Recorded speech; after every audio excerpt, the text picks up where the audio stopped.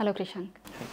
మూసీ మీద మీరు అంటే ఆ సంస్థని మూసీ సుందరీకరణ కోసం ఎవరికి ఇస్తారు అనేటువంటి దగ్గరికి పోయిరు. చాలా ఈ మధ్యకాలంలో మూసీ గురించి మీరు పదే పదే మాట్లాడుతారు. అంటే మీరు కాకుండా మీ పార్టీ మూసీ సుందరీకరణకు వ్యతిరేకమా, సుందరీకరణ చెయ్యాలంటురా చెయ్యొద్దంటురా, అసలు మీ పార్టీ స్టాండ్ ఏంది? ఒకటి, స్పష్టత లేని ఏ కార్యక్రమం చేపట్టినా కూడా దాన్ని డెఫినెట్గా మేము అపోజ్ చేయడానికి ప్రధాన ప్రతిపక్షంగా ఉన్నాం. స్పష్టత లేదు వీళ్ళకు.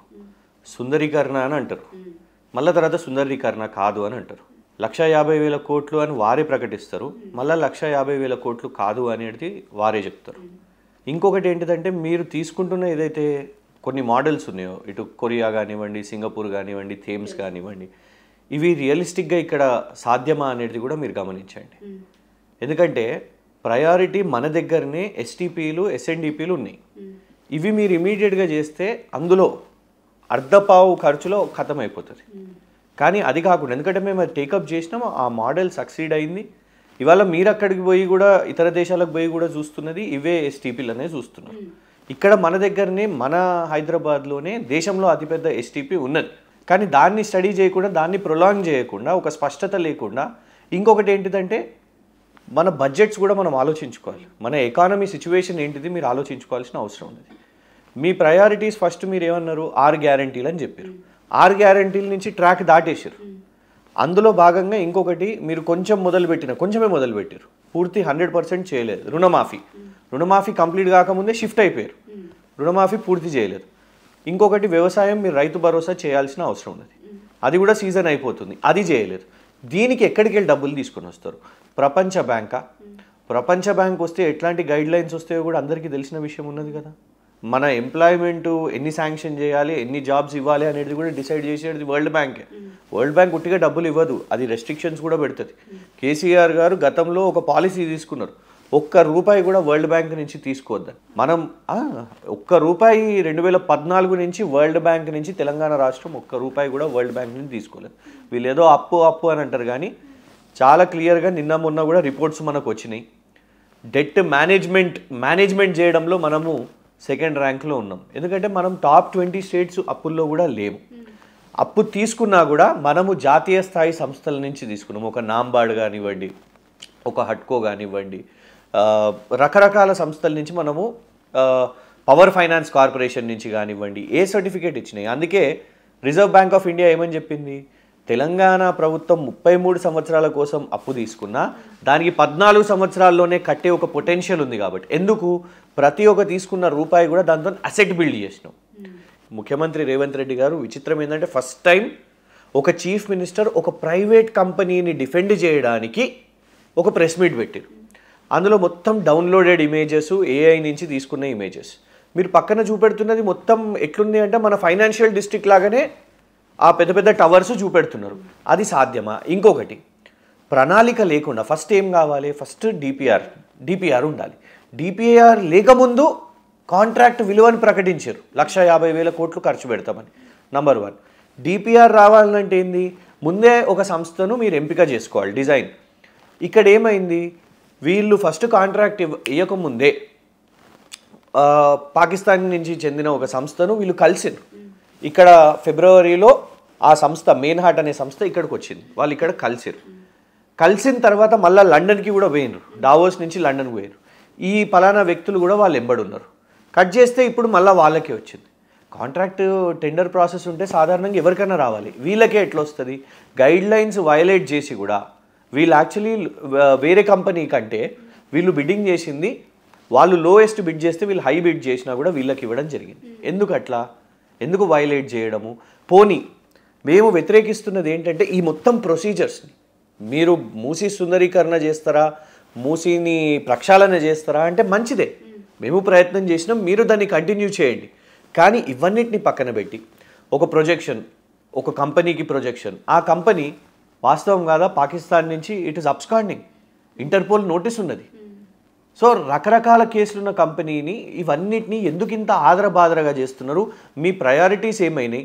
పెన్షన్లు, 4,000 రూపాయలు పెన్షన్ ఇస్తామని చెప్పారు, దాని గురించి వాళ్ళ ఒక్క మాట లేదు. బంగారం ఇస్తాం, కళ్యాణ లక్ష్మితో పాటు బంగారం ఇస్తామని చెప్పారు, దాన్ని పక్కన పెట్టేసారు. విద్యార్థులకు ఎన్నో హామీలు ఇచ్చారు, బండ్లు ఇస్తామని చెప్పారు, ల్యాప్టాప్లు ఇస్తామని చెప్పారు, ఏమేమో చెప్పారు కదా. ఇవన్నీ ఎందుకు ఈ ప్రామిసెస్ని మర్చి ఇవాళ రాష్ట్రాన్ని డైవర్ట్ చేయడానికి? ఇంకొకటి దీంతో ఇంకోటి ఏమంటున్నారు, నల్గొండకు మంచినీళ్ళు ఇవ్వడానికి అడ్డుపడుతున్నారా మీరు అని. సరే, మూసి ప్రవాహం మొదలవుతుంది కదా, దామగుండం నుంచి మొదలవుతుంది.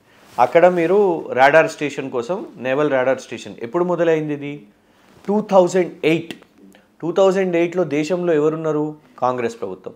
ఉమ్మడి ఆంధ్రప్రదేశ్లో ఎవరున్నారు? కాంగ్రెస్ ప్రభుత్వం. అప్పటి నుంచి ఈ ప్రణాళిక మొదలైంది. ఆ తర్వాత కేసీఆర్ గారు ప్రభుత్వం వచ్చింది, కేంద్రము అనుమతులు ఇవ్వడం ఇవి అవి చేసిరు. కానీ ఇక్కడ ప్రొటెస్ట్ అవుతున్నాయి కాబట్టి కేసీఆర్ గారి ప్రభుత్వం ఇవ్వలేదు, భూములు ఇవ్వలేదు. మీరే కదా ఇనిషియేట్ చేసింది, కాదు, ఇనిషియేట్ అయింది యాక్చువల్లీ 2008 నుంచి. 2008లో ఇట్ ఈస్ ఆన్ రికార్డ్. 2008లో ఇనిషియేట్. దేశంలో కాంగ్రెస్, ఉమ్మడి ఆంధ్రప్రదేశ్లో కాంగ్రెస్. కేంద్రంలో వాళ్ళు ఏదేదో ప్రొసీజర్స్, ఎన్విరాన్మెంటల్ క్లియరెన్స్లు రకరకాలుగా చేశారు. కానీ ఇక్కడ ఒక్క ఇంచు భూమి అన్న కేసీఆర్ గారి టైంలో అయిందా? మరి కాలేదు. ఒకవేళ అనుకున్నా కూడా ప్రజల నుంచి తిరస్కరణ వచ్చినప్పుడు ఖచ్చితంగా ఏ ప్రభుత్వం అయినా, కేసీఆర్ గారి ప్రభుత్వం ప్రజల పక్షాన్ని నిలబడ్డది, ఇయ్యలేదు. మీకు గుర్తుంటే గతంలో యురేనియం విషయం మీద కూడా జాతి సంపద కోసము అనేసి, జాతి రక్షణ కోసం ఇదే నేషనల్ సెక్యూరిటీ అని డైలాగులు ఇస్తున్నారు కదా. నేషనల్ సెక్యూరిటీ ఇంపార్టెంటే, నేషన్ కూడా ఇంపార్టెంటే, కానీ నేషనల్ సిటిజన్స్ ఇంట్రెస్ట్ కూడా ఇంపార్టెంటే. అందుకే యురేనియం తవ్వకాలు ఉండయి అని కేసీఆర్ గారు నిర్ణయం తీసుకున్నారు. సేమ్ ఇక్కడ కూడా అట్లాంటి నిర్ణయం మనం తీసుకున్నాం, భూమి వాళ్ళకి ఇవ్వలేదు. కానీ ఇవాళ మీరు ఎక్కడైతే మూసి మొదలవుతుందో అక్కడి నుంచే మీరు ఫస్ట్ డిఫారెస్టేషన్ అవుతుంది. డిఫారెస్టేషన్ అయిన తర్వాత చెట్లు కొట్టేసిన తర్వాత అక్కడ నిర్మాణాలు జరుగుతాయి. పోనీ అక్కడి నుంచి మనం ఇవాళ రామన్నపేట గమనించండి. రామన్నపేట దగ్గర కూడా మూసి ప్రవహిస్తుంది. అక్కడ ఏమి ఇద్దామనుకుంటున్నారు మీరు? Adani cement plant. Adani cement plant నిరసనలు జరుగుతుంటే అదే సమయంలో 100 కోట్ల రూపాయలు మీరు అదానీ దగ్గరికి వెళ్ళి డొనేషన్ తీసుకుంటారు. ఇవాళ మరి ఎట్లా మూసి ప్రక్షాళన అయితే చెప్పండి? సిమెంట్ ప్లాంట్, చిన్న సిమెంట్ ప్లాంట్ కూడా కాదు, దేశంలోనే నంబర్ 1 సిమెంట్ ఇప్పుడు రూల్ చేస్తున్న అదానీ కంపెనీ వస్తే అక్కడ ఎంత పొల్యూషన్ అవుతుంది, అక్కడ ఎంత కెమికల్స్, ఇండస్ట్రియల్ వేస్టేజ్ వస్తుంది, ఇవన్నీ అక్కడ వాతావరణ కాలుష్యం, నీటి కాలుష్యం ఇవన్నీ కూడా జరుగుతాయి. అందుకే అక్కడ గ్రామంలో ఉన్న ప్రజలు వద్దని చెప్తున్నారు. సో ఇవన్నీ జరుగుతున్న ప్యారలల్గా ఈ అన్ని ఇబ్బందులు ఉన్నప్పుడు ఎట్లా మూసి ప్రక్షాళన చేస్తారు? మీరు స్టార్టింగ్ పాయింట్ ఎండింగ్ పాయింట్ రెండిట్లలో లేదు కదా, మధ్యలో దాన్ని ఓన్లీ బ్యూటిఫికేషన్ చేస్తే ఎట్లుంటుంది అనేది మీరు అంటుంది. స్టార్టింగ్ పాయింట్గా ఉన్నటువంటి దామగుండం కావచ్చు, అక్కడ ఉన్నటువంటి రామన్నపేట దగ్గర కూడా నిరసనలు జరుగుతున్నాయి వద్దు అని. మధ్యలో ఉన్నటువంటి దాన్ని మాత్రం ఓన్లీ హైదరాబాద్లో ఉన్నటువంటి మూసిని బ్యూటిఫికేషన్ చేస్తా అంటారు. ఎండింగ్ పాయింట్ స్టార్టింగ్ పాయింట్ అక్కడ ఉన్న మీరు ఏం చేసిండ్రు? డిపిఆర్ లేదు కదా ప్రస్తుతానికి, ఇవాళ వరకు డిపిఆర్ లేదు. ఏం చేద్దాం అనుకుంటున్నారు? ఇప్పుడు సింగపూర్ది మరీన్ పార్క్ ఉన్నది అండ్ గార్డెన్స్ ఆఫ్ ద బే అని ఉన్నది. అది మీ వీడియోలో చూపెట్టారు, ఆ ఇమేజ్ని చూపెట్టారు. ఎక్కడ కడతారు గార్డెన్స్ ఆఫ్ ద బేని? ఎందుకంటే మూసి అంత ఖాళీ జాగా ఎక్కడున్నది? ఇవాళ ఇల్లు కొట్టేస్తున్న దానికోసమా? నిన్న కొరియా పోయిన బృందంలో ఒక ఎంపీ రెస్టారెంట్స్ కడతాము అని చెప్తారు. ఏడ కడతావు నువ్వు? ఎక్కడ? మూసీలో ఎక్కడ? ఆ చైతన్యపురి సొసైటీ వాళ్ళ ఇల్లులు మార్కింగ్లు చేసిరు కదా, అక్కడ కడతారా మీరు? లేదు, మన ఓల్డ్ సిటీ పోతుంటే బ్రిడ్జ్ వస్తుంది కదా, మూసీ బ్రిడ్జ్ వస్తుంది కదా, దాని మీద కడతారా మీరు? రియలిస్టిక్గా మాట్లాడండి. ఎక్కడ ఏం కడతారో తెలీదు. తెలియక ముందు మీరు ఏం చేసిర్రు? పోయి RBX అని పెద్దగా ఎర్రగా మార్కింగ్లు పెట్టారు. ఎవరిని భయభ్రాంతులు చేయడానికి? ప్రజలను భయభ్రాంతులు చేసింది మనమా, హైడ్రానా, లేదు మీ మార్కింగ్సా? ఒకవైపు బుల్డోజర్ నడుస్తున్నది, ఇంకోవైపు మార్కింగ్లు నడుస్తాయి. సామాన్య ప్రజలు భయపడరా? నువ్వు 1,50,000 కోట్లు కాదంటూ నిన్న గ్రోత్ స్టోరీ అని తెలంగాణ ప్రభుత్వం రిలీజ్ చేసింది రిపోర్ట్. ఏది? బట్టి విక్రమార్క గారు రిలీజ్ చేసిరండి. అందులో ఏమని రాసింది? 1,50,000 కోట్లు దీనికోసము అనేసి, మూసీ కోసం అని. GHMC వెబ్సైట్లో ఉన్నది $7 బిలియన్ అని. మీరు దాన్ని కూడా ఇండియన్ కరెన్సీలో చూస్తే సుమారు 60-70 కోట్లు. సో ఒక క్లారిటీ వాళ్ళ ప్రభుత్వం లేనప్పుడు ఇది దేనికోసం చేస్తున్నారు? డబ్బుల కోసం చేస్తున్నావా, కమిషన్స్ కోసం చేస్తున్నావా, డైవర్ట్ చేయడానికి చేస్తున్నావా? ఒక క్లారిటీగా చెప్పాలి. ఇలా ఖచ్చితంగా ప్రజలు ఎఫెక్ట్ అవుతున్నారు. ట్యాక్స్ పేయర్స్, తెలంగాణ ప్రజల డబ్బులతోని, సొమ్ముతోని నీ టీం థేమ్స్కి పోయింది, నీ టీము సింగపూర్కి సింగపూర్ వాళ్ళని కలుస్తున్నది, కొరియాకి పోయినరు. ఎవరి పైసలతోని? తెలంగాణ ప్రజల పైసలతోని కదా. నువ్వు ఆ పైసలు ఖర్చు పెడుతున్నప్పుడు ఇవాళ వీళ్ళందరూ పోయినరండి. మేము పోయిన వాళ్ళని కూడా తప్పు పడతలేం. కానీ ఏంటిదంటే అసలు మూసి నది కదా, ఇరిగేషన్ ఆఫీసర్స్ ఉండాలి కదా. ఇరిగేషన్ మంత్రి గారు కూర్చున్నారా ఒక్కసారన్నా? మెయిన్ హార్ట్ సంస్థను ఫస్ట్ టైం కలిసింది రేవంత్ రెడ్డి గారు వాళ్ళ కార్యాలయంలో. ఆనాడు ఇరిగేషన్ మంత్రి లేరు, ఆనాడు ఇరిగేషన్ శాఖ అధికారులు లేరు. మళ్ళా తర్వాత మొన్న ప్రెస్ మీట్ పెట్టారు రేవంత్ రెడ్డి గారు ఆ కంపెనీ గురించి. ఆనాడు ఇరిగేషన్ శాఖ మంత్రి లేరు, ఆనాడు ఇరిగేషన్ అధికారులు లేరు. ఎందుకంటే వాళ్ళు క్లియరెన్స్లు చేయాలి. అంటే ఎక్కడనో మీ మధ్యలో టీం వర్క్ అనేది జరుగుతలేదా, లేకుంటే ఇదంతా కేవలం హడావిడి ఏదో షో పుటప్ చేయడానికి? డిజైన్ కంపెనీ లేదు. ఇప్పుడు ఇంకోటి, ఇప్పుడు అక్కడ పోయారు కొరియాకి, వీళ్ళు స్టడీ చేయడానికి పోయినరు, కానీ వీళ్ళు కాదు కదా ఎగ్జిక్యూట్ చేసేది ఎవరు? ఎగ్జిక్యూట్ చేస్తున్నది ఇప్పుడు ఒక 5 కంపెనీలను నువ్వు కన్సార్షియం అన్నావు, లేదు మన అధికారులు ఎగ్జిక్యూట్ చేయాలి, ఇరిగేషన్ అధికారులు చేయాలి, రాజకీయ నాయకులు కాదు. సో ఇవాళ ఏంటంటే వాళ్ళందరూ తిరిగి వచ్చి పాజిటివ్గా రాయాలి, పాజిటివ్గా మాట్లాడాలి, పాజిటివ్ ప్రచారం చేయాలి అనేది మాత్రమే, అంతే, దట్స్ ఆల్. కానీ అక్కడ ఇంకొకటి గమనించండి, ఇవాళ చెంగషాన్ దగ్గరకు పోయింది. అక్కడ అది 56 కిలోమీటర్ల స్ట్రీమా, మనలాగా 56 కిలోమీటర్ల నది కాదు కదా, అది కేవలం 11 కిలోమీటర్స్ వరకు మాత్రమే. సేమ్ థింగ్ సింగపూర్, మొత్తం ఆ స్ట్రీమ్ 5-6 కిలోమీటర్సే వాళ్ళది ఏదైతే అక్కడ నది ఉన్నదో. సో దాన్ని వల్ల మీరు అదే మోడల్ ఎందుకు మరి సాబర్మతిలో సక్సెస్ కాలేదు? అదే నమామి గంగేలో ఎందుకు సక్సెస్ కాలేదు? నమామి గంగేలో ఇప్పటికీ కూడా గంగా నదిలో ఘాట్ల దగ్గర డ్రైనేజ్ డైరెక్ట్ అందులోకే కలుస్తుంది. మేము ప్రత్యక్షంగా పోయి చూసినాం. అవన్నీ ఖర్చులు కూడా 40,000 కోట్లు మాత్రమే. కానీ నువ్వు అమాంతంగా 150,000 కోట్లు అని అన్నప్పుడు ముఖ్యమంత్రి గారికి with all due respect clarity ఉండాలి. ఆ క్లారిటీ మిస్ అవుతుంది. అంటే వీళ్ళందరినీ డబుల్ బెడ్రూమ్ ఫ్లాట్స్ దగ్గరికి పంపిస్తాము. ఇప్పుడు మార్కింగ్ చేసినటువంటి వాళ్ళందరినీ కూడా డబుల్ బెడ్రూమ్ ఇస్తున్నాం. కానీ ప్రతిపక్షాలే కొంతమందిని రెచ్చగొట్టి వాళ్ళని అక్కడి నుంచి పోనీయకుండా చేస్తుర్రు అనేటువంటిది ప్రభుత్వం నుంచి వస్తున్నటువంటిది. దీనికి మీ సమాధానం ఏంది? చూడండి, 2 చిన్నపిల్లలని చూసినాం. అక్కడ వాళ్ళ ఇల్లు కూలిపోతే వాళ్ళ రాళ్ళతోని మళ్ళా ఇల్లుని కన్స్ట్రక్ట్ చేసుకునే పాపం ఏదో ప్రయత్నం ఏదో చేస్తున్నారు. ఆ పిల్లల్ని మనం రెచ్చగొట్టినట్టు అవుతుందా?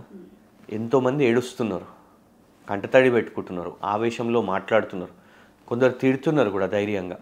ఆ తిట్టిన వాటిని ఒకవేళ మనం సోషల్ మీడియాలో వేస్తే కూడా కేసులు వేస్తాము అని కూడా వాళ్ళు బెదిరిస్తున్నారు.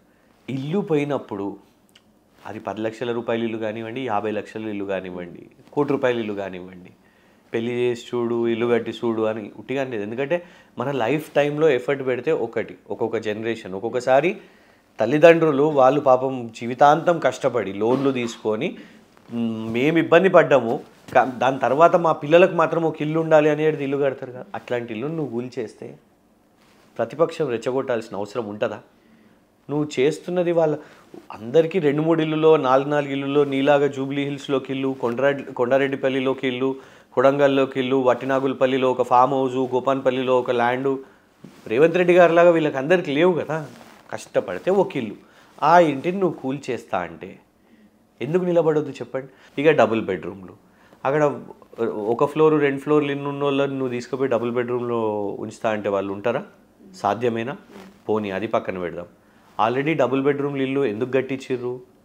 నిరుపేద వాళ్లకు అక్కడున్న జాగలు తీసుకొని వాళ్ళకి అక్కడ మంచి ఇల్లులు, అంటే గతంలో గుడిసెలు ఉన్న ఇల్లు ఎక్కడైతే ఆ భూమి ఉండేనో ఆ గుడిసెలు తీసుకొని వాటి మీద ఇల్లు మంచి ఇల్లు కట్టించారు. ఇవాళ అక్కడున్న వాళ్ళకే బెనిఫిషరీస్ ఉన్నారు, వాళ్ళకి కావాలి. ఆల్రెడీ కొందరికి అలాట్మెంట్ కూడా అయి ఉన్నది. అది వాళ్ళ మధ్యలో గొడవ అవుతుంది కదా. నువ్వు ఇక్కడికి వెళ్ళి ఉన్న వాళ్ళని తీసుకొని పోతే.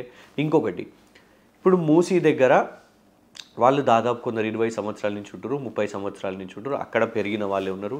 ఎంతో మొత్తం ఆ స్ట్రెచ్, ఆ ఎల్బీ నగర్ కానివ్వండి, ఇటు ఓల్డ్ సిటీ దిక్కు కానివ్వండి, ఇవంతా కూడా ఏరియాస్ రాజేంద్ర నగర్ వరకు పైన. నువ్వు సడన్గా తీసుకుపోయి వాళ్ళని ఎక్కడనో కొల్లూరులో వేస్తే వాళ్ళు ఉద్యోగం ఏం కావాలి, వాళ్ళ స్కూల్లో ఏం కావాలి? ఎట్లా సాధ్యమైతే చెప్పండి? నువ్వు ఒక వ్యవస్థను మొత్తం, నువ్వు ఒక హ్యాబిటాట్ని మొత్తం తీసుకుపోయి షిఫ్ట్ చేయగలుగుతావా? నువ్వు అది ఎప్పుడు చేయాలి? ఫస్ట్ అది రెడీ చేయి. నువ్వు అక్కడ వాళ్ళకు ఒక హాస్పిటల్ పెట్టు, అక్కడ ఒక స్కూలు పెట్టు, అవన్నీ చెయ్యి.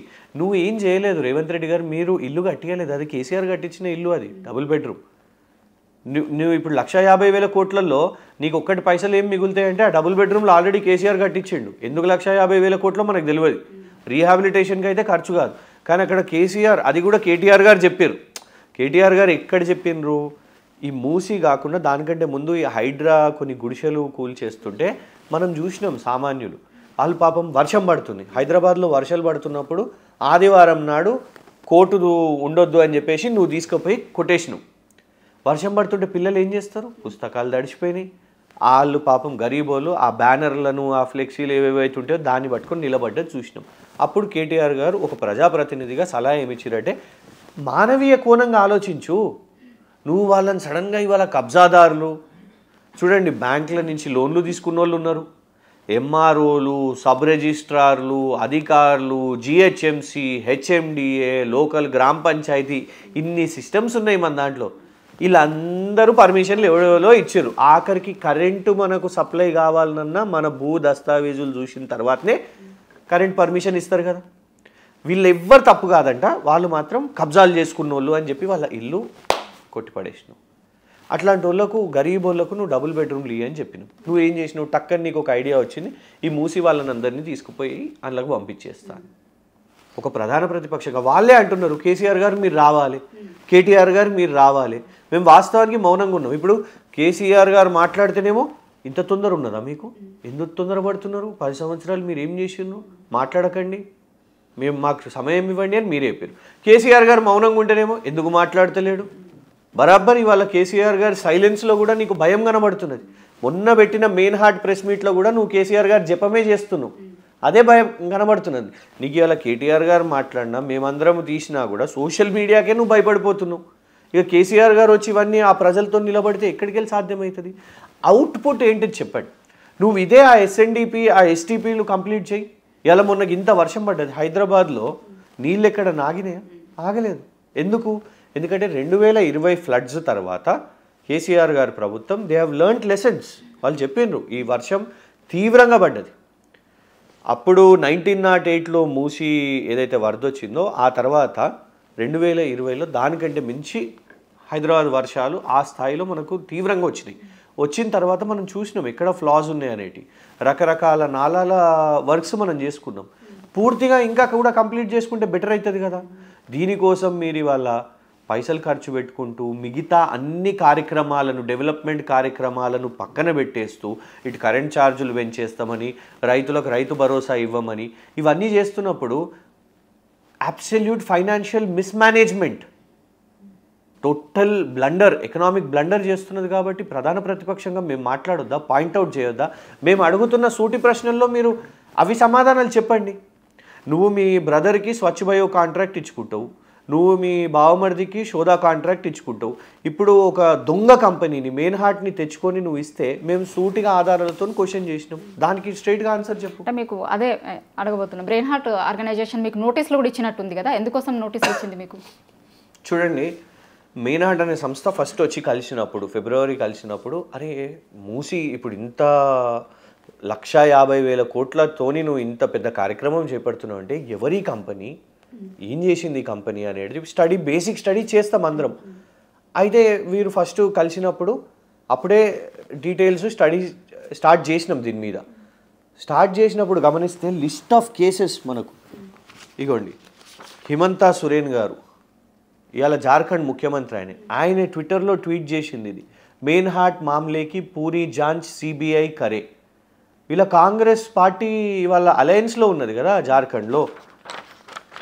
ఇగోండి జార్ఖండ్లో బ్లాక్ లిస్టెడ్, జార్ఖండ్ వాళ్ళు బ్లాక్ లిస్ట్ చేసిరు. అక్కడ స్పోర్ట్స్ కాంప్లెక్స్, నేషనల్ గేమ్స్, మన దేశంలో నేషనల్ గేమ్స్ అయినప్పుడు జార్ఖండ్ స్పోర్ట్స్ కాంప్లెక్స్ డిజైన్ వీళ్ళకి అప్పచెప్తే ఆ కంపెనీ సరిగ్గా చేయలేదు అనేసి బ్లాక్ లిస్ట్ చేసిన పరిస్థితి ఇండెఫినెట్గా.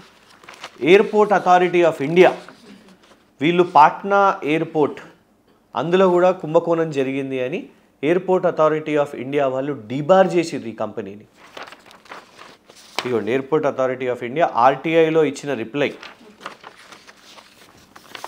అన్నిటికంటే కీలకంగా ఇదిగోండి వీళ్ళిద్దరు, నజీం షెహజాద్ అండ్ ఓమర్ షెహజాద్. ఓమర్ షెహజాద్ అనే వ్యక్తి రేవంత్ రెడ్డి గారిని కలిసిర్రు. ఇక్కడ సీఎం ఆఫీస్లో కలిసిర్రు, సెక్రటేరియట్లో కలిసిర్రు, మళ్ళా తర్వాత కలిసి ఇద్దరు లండన్కి పోయినరు. మళ్ళా మొన్న ఈ కంపెనీ గురించి ప్రెస్ కాన్ఫరెన్స్ పెట్టారు. ఈ కంపెనీకి పాకిస్తాన్లో ఫెడరల్ ఇన్వెస్టిగేటివ్ ఏజెన్సీ వాళ్ళు మరియు ఇంటర్పోల్ వాళ్ళు రెడ్ నోటీస్ ఇష్యూ చేశారు. 3,000 కోట్ల కుంభకోణం, 3,000 కోట్ల కుంభకోణం చేసి పరారీ అయినరు అనేసి వీళ్ళ మీద చేసిన వాళ్ళ మీద నువ్వు ఇక్కడ ఎందుకు ఇట్లాంటి కంపెనీ మీద నువ్వు ఇవాళ అంత ప్రేమ చూపెడుతున్నావు. ఇవ్వండి రెడ్ వారెంట్ ఇష్యూ చేసింది. ఇంకొకటి ఏంటిది, పాకిస్తాన్లో మనకి ఇక్కడ మూసీ రివర్ ఫ్రంట్ లాగా పాకిస్తాన్లో రావి రివర్ ఫ్రంట్ అని ఉంది. ఆ రావి రివర్ ఫ్రంట్ కూడా ఇలాగే ఇంతే కాస్ట్ ఎస్కలేషన్లు ఇవన్నీ కూడా వీళ్ళు ప్రయత్నాలు చేశారు.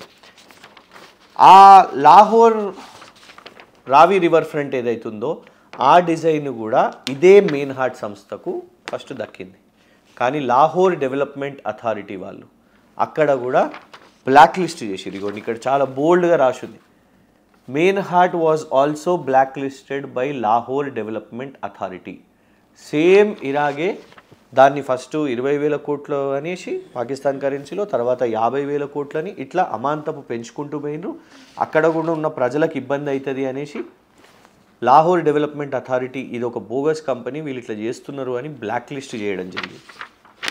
ఒకటి కాదు, ఇవ్వండి క్యాగ్ ఇచ్చిన report, audit on management sewerage and drainage system in Ranchi city, రాంచీలో. ఇందులో ఏమని మెన్షన్ చేసింది, Meinhardt Singapore proved wasteful as the DPR did not serve the intended purpose. కోట్ల రూపాయలు వృధా అయిన డిపిఆర్ కోసం వేస్ట్ చేసిండ్రు ప్రజాధనం అని క్యాగ్ వీళ్ళ మీద ఇచ్చినది.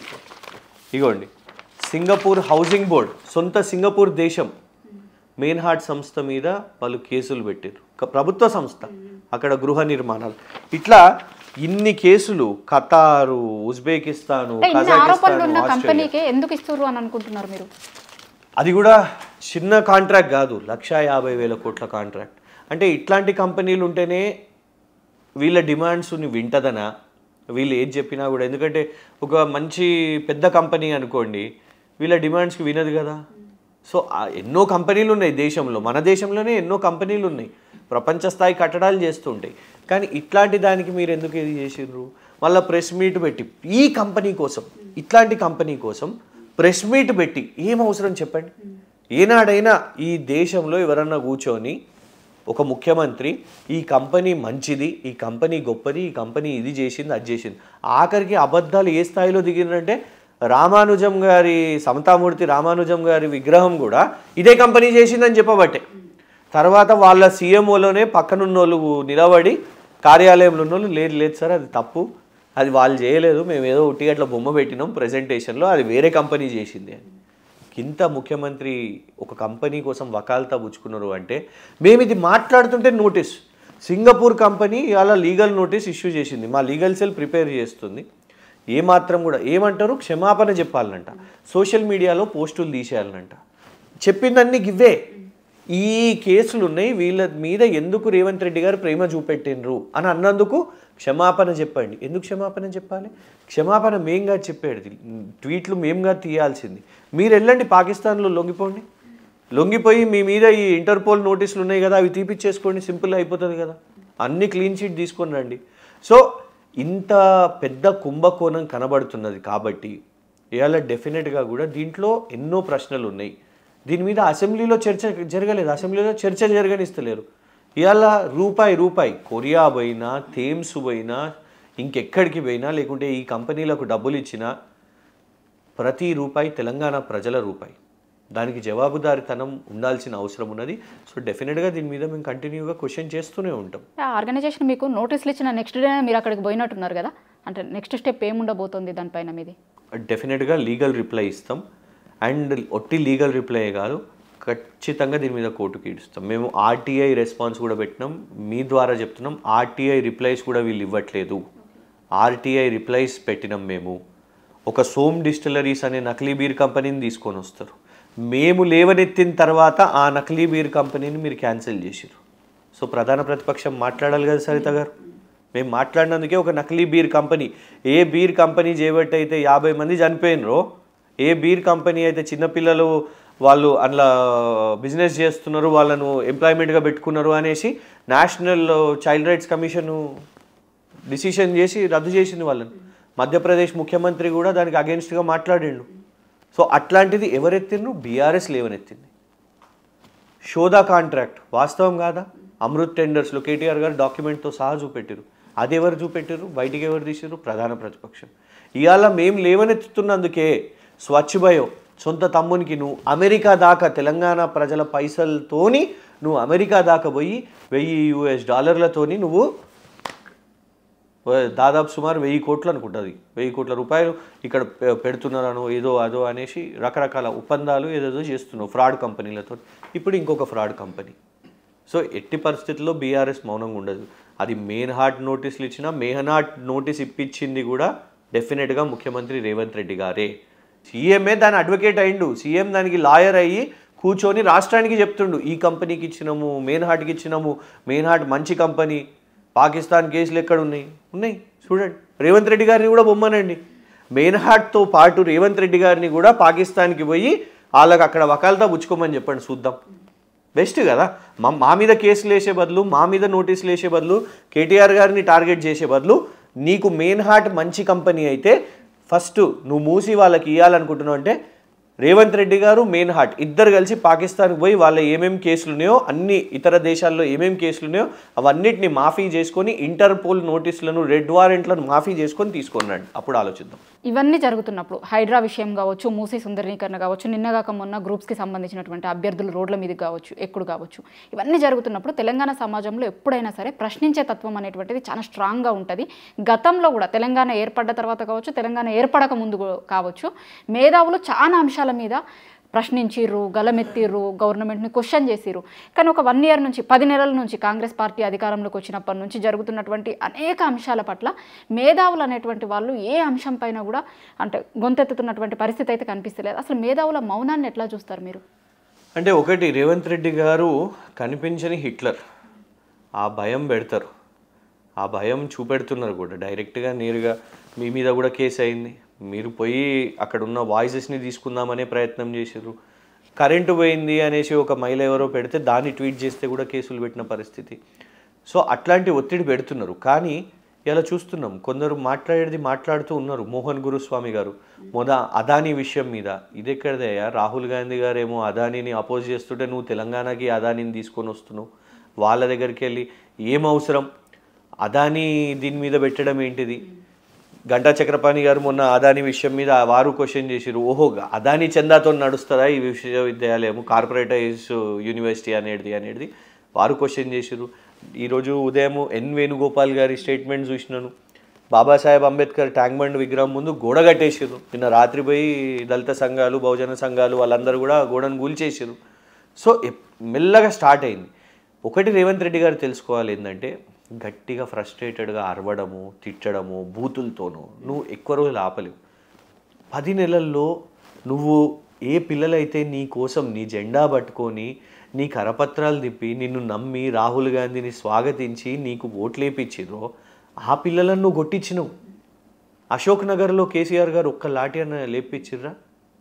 ఇవాళ నువ్వు ఒక్క ఉద్యోగం ఇవ్వలేదు. ఎల్బీ స్టేడియంలో దిగుతున్న ఏదైతే ఫోటోలు ఉన్నాయో అవన్నీ కేసీఆర్ గారు నోటిఫికేషన్లు ఇచ్చి, పరీక్షలు కంప్లీట్ చేయించి, సర్టిఫికేట్ వెరిఫికేషన్ చేపిస్తే నువ్వు వచ్చి పత్రాలు ఇస్తూ ఫోటోలు దిగినావు.